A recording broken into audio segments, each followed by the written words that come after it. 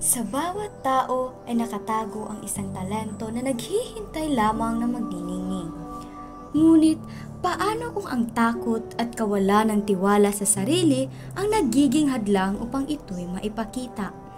Sa ating kwento, masusubukan ang lakas ng loob ni Gina, isang tahimik at mahiyain na mag-aaral, sa harap ng isang hamon na magpapakita ng kanyang talento.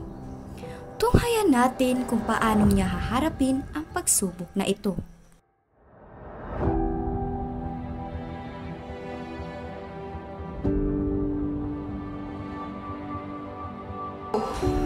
Mga bata, ang bawat grupo ay kailangan magtahal ng kanilang iba't ibang talento. Siguraduhin niyo lamang na magtutulungan kayo upang maipakita ang pinakamagandang pagtatanghal.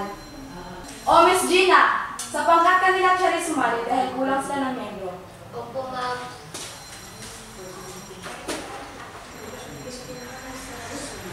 Bakit sa pangkat pa ni na Charis, puro sila magagaling, samantalang ako, wala. Pagtatawanan lang nila ako gaya ng dati.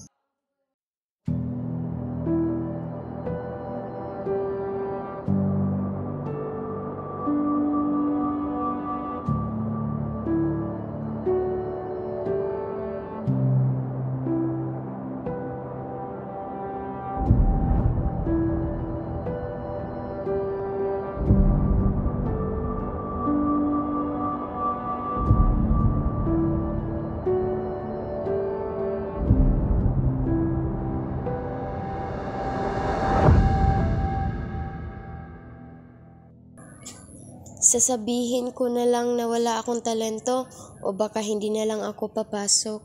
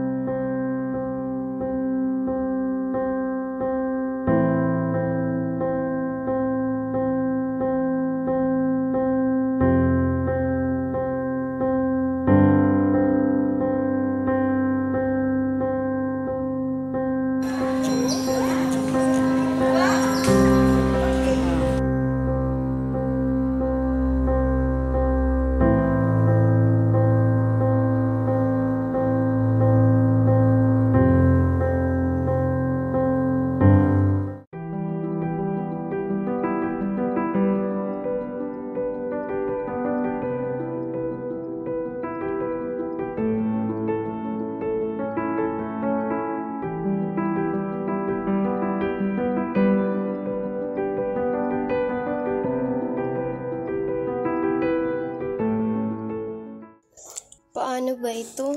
Hindi ko talaga makuha ang mga steps. Baka mapahiya lang ako sa kanila.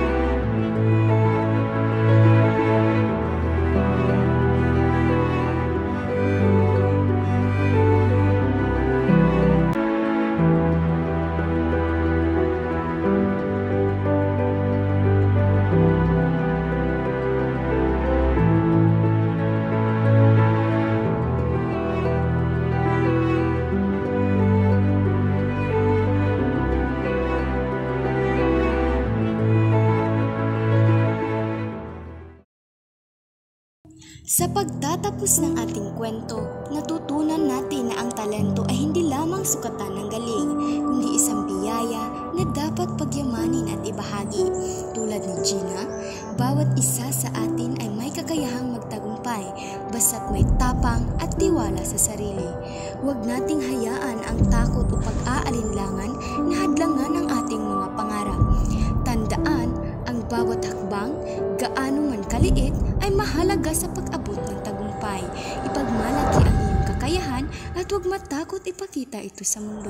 Dahil ang tunay na tagumpay ay nagsisimula sa paniniwala sa sariling